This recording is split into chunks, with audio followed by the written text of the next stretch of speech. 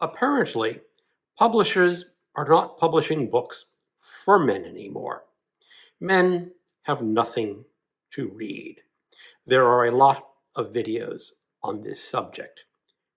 But is it true?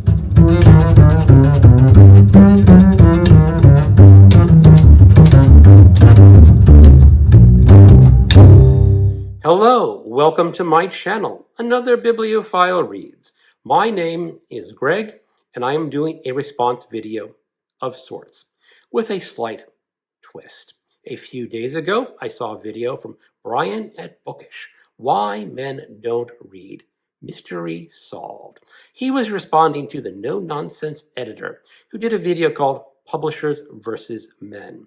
And that video was about how publishers really are not making a strong effort to put out books for men. I don't want to get into the weeds of that argument. I do not know if there is a correlation between what publishers put out and what men read, or if it's just coincidence.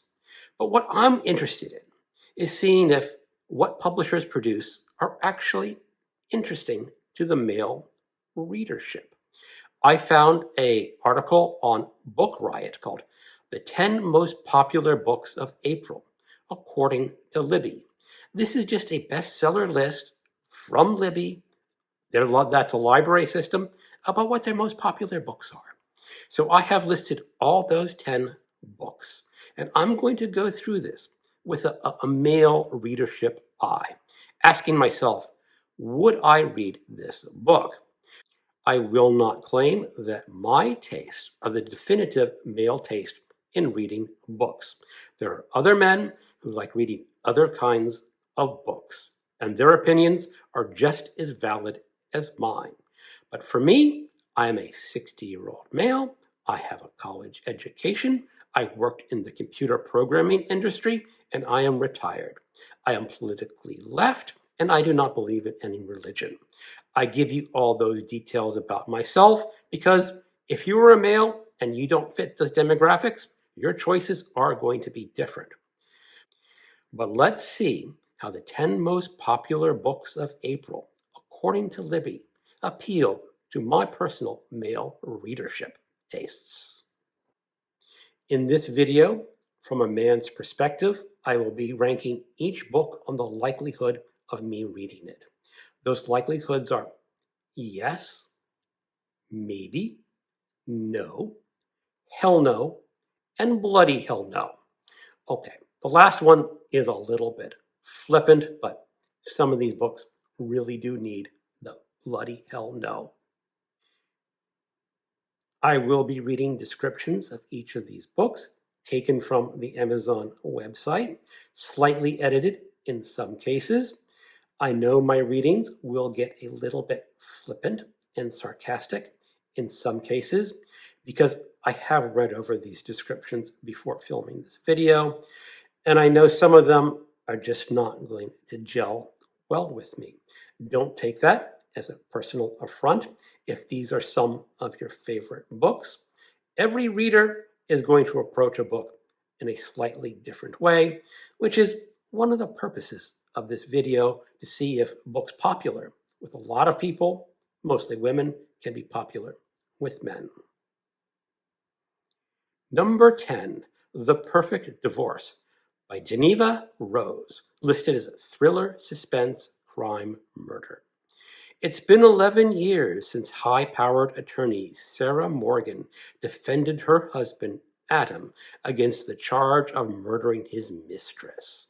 Sarah has long since moved on, starting a family with her new husband, Bob Miller, and changing careers. Her life is back to being exactly how she wanted. Or is it?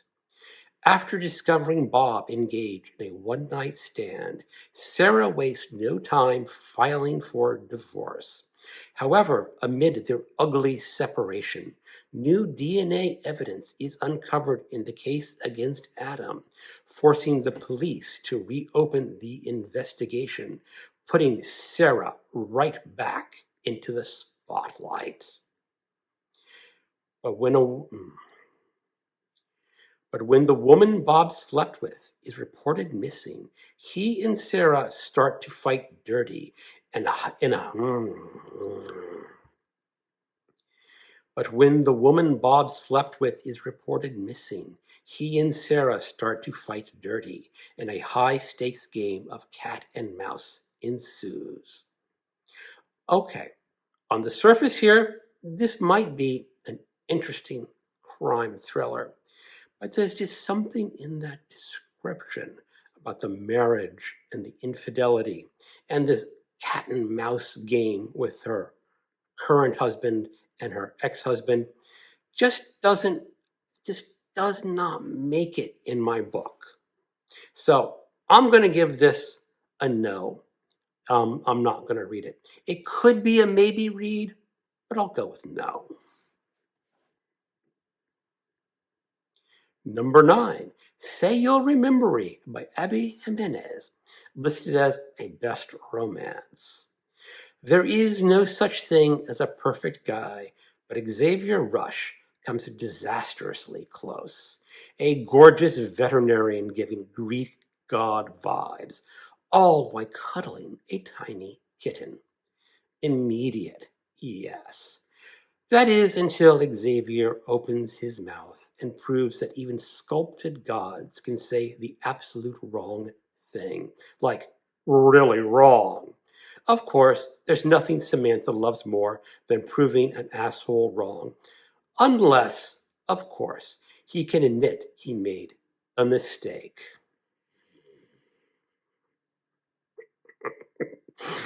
But after one incredible and seamlessly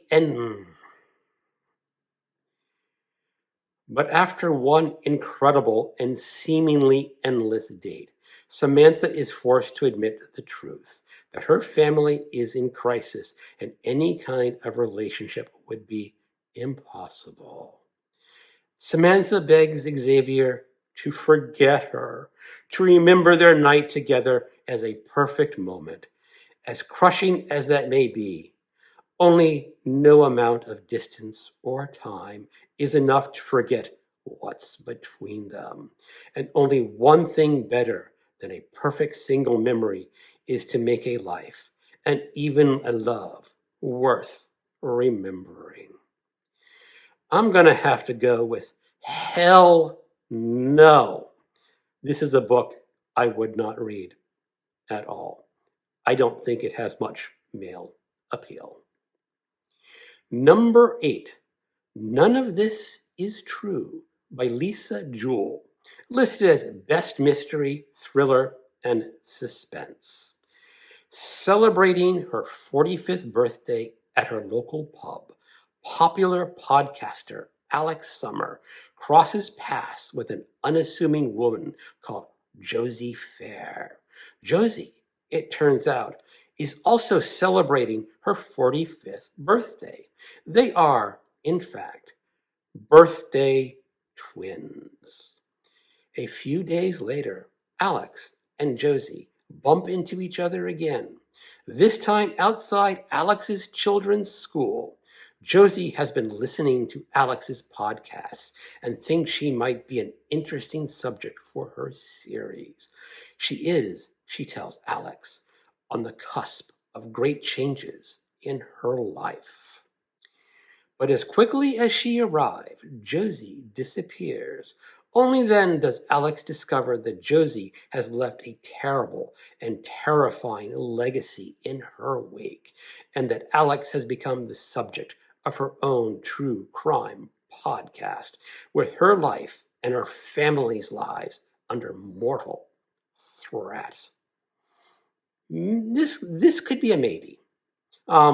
It has potential for a book. It's not something that would immediately grasp me. It seems a little bit off in my mind in the way I like my thrillers and mysteries, but it's a maybe, leaning towards no. Number 7, The Wedding People by Alison Espach, listed as family life, marriage, and divorce. It's a beautiful day in Newport, Rhode Island, when Phoebe Stone arrives at the Grand Cornwall Inn, wearing a green dress and gold heels, not a bag in sight, alone. She is immediately mistaken by everyone in the lobby for one of the wedding people, but she's actually the only guest at the Cornwall who isn't here for the big event. Phoebe is here because she's dreamed of coming for years. She hoped to shuck oysters and take sunset sails with her husband. Only now she's here without him, at rock bottom, and determined to have one last decadent splurge on herself. Meanwhile, the bride has accounted for every detail and every possible disaster the weekend might yield, except for, well, Phoebe and Phoebe's plan, which makes it that much more surprising when the two women can't stop confiding in each other.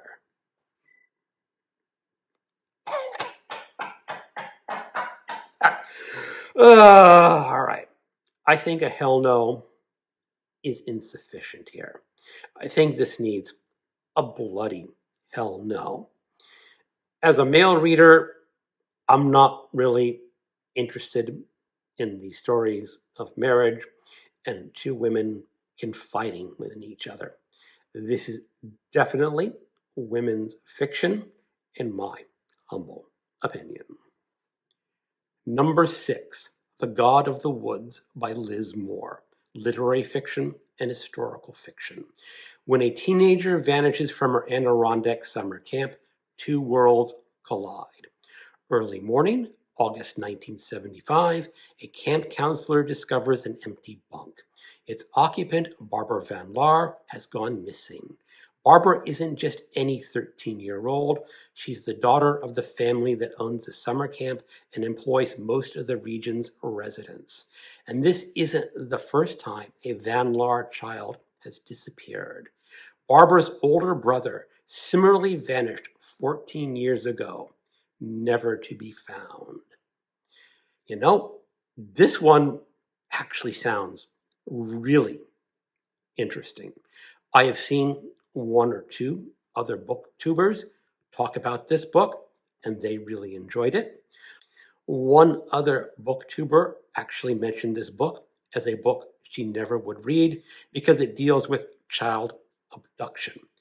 I don't have that objection, and this is, yes, a book that I actually want to read. It is on my Kindle price watch list, so if it ever drops to $1.99, I'll buy this book. I'm actually considering this as a selection for my in-person book group. I am the only male in this book group, but maybe this would appeal to women as well as men. Number 5, Sunrise on the Reaping by Suzanne Collins. Action adventure, survival stories, young adult.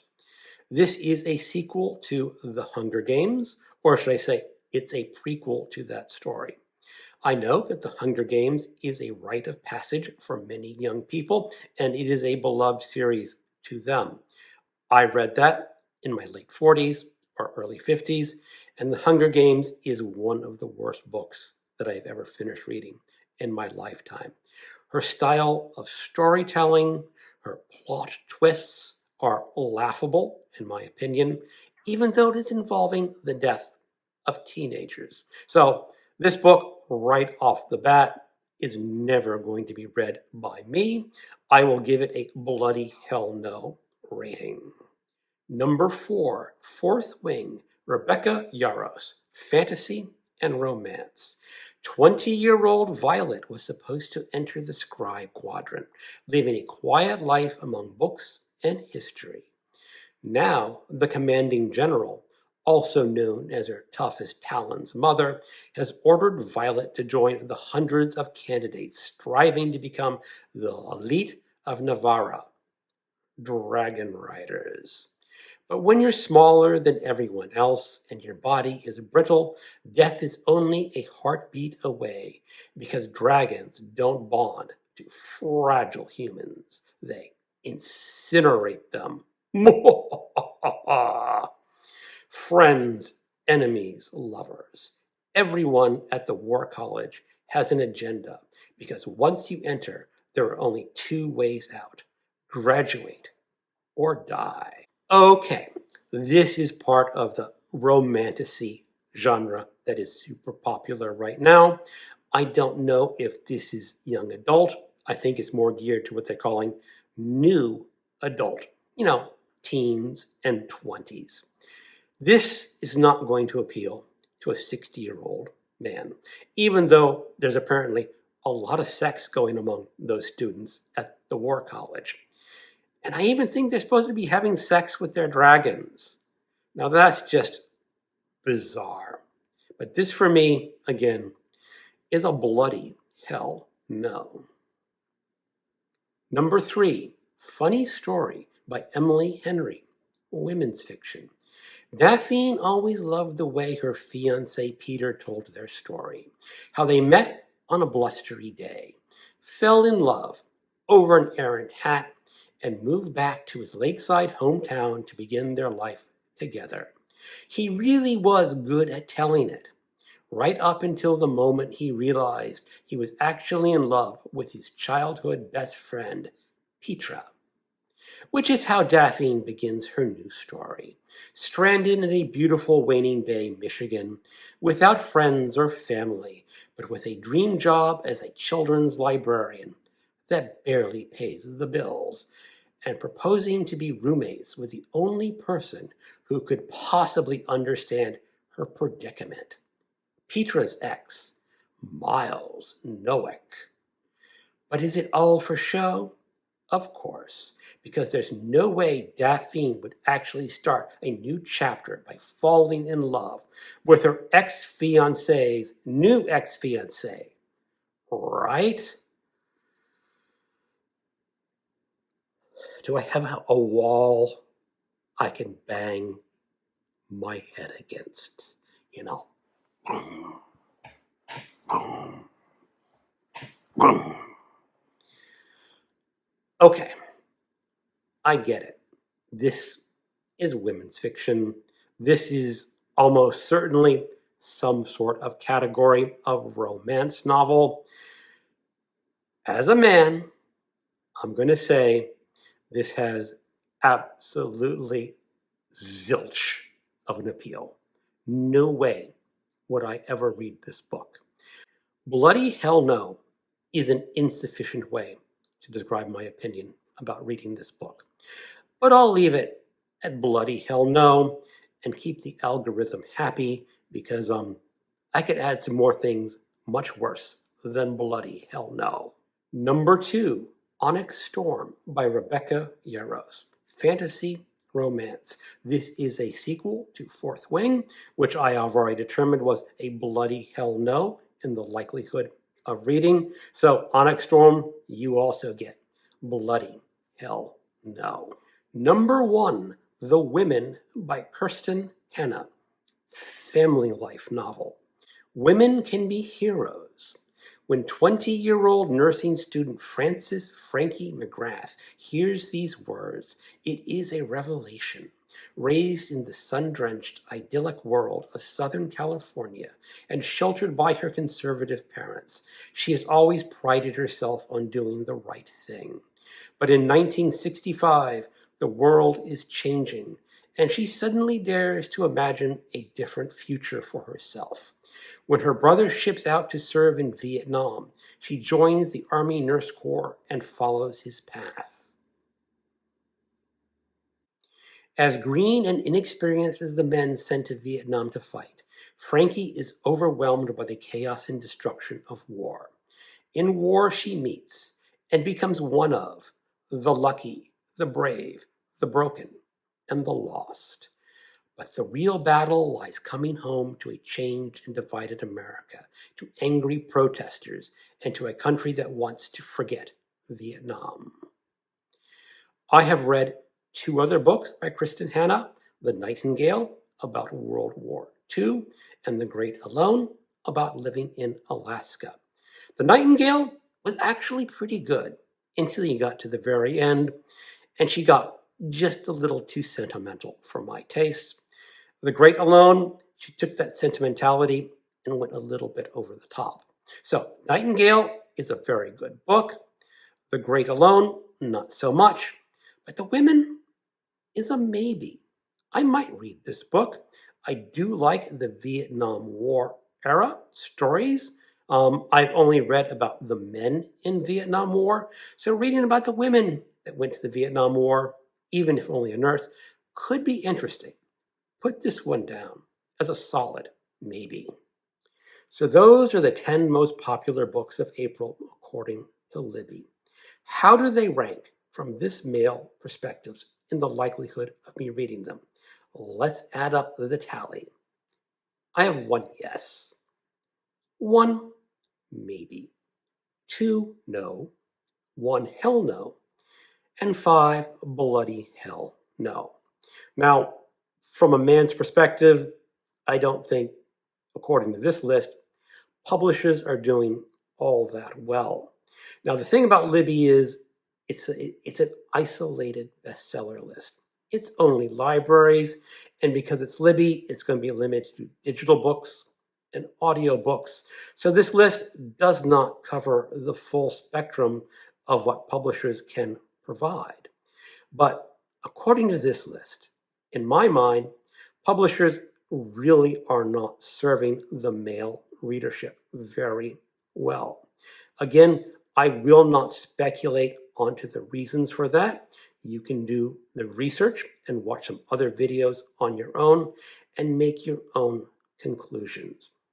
But according to this list, yeah, they're just not doing very well. Thank you for watching, and keep on reading.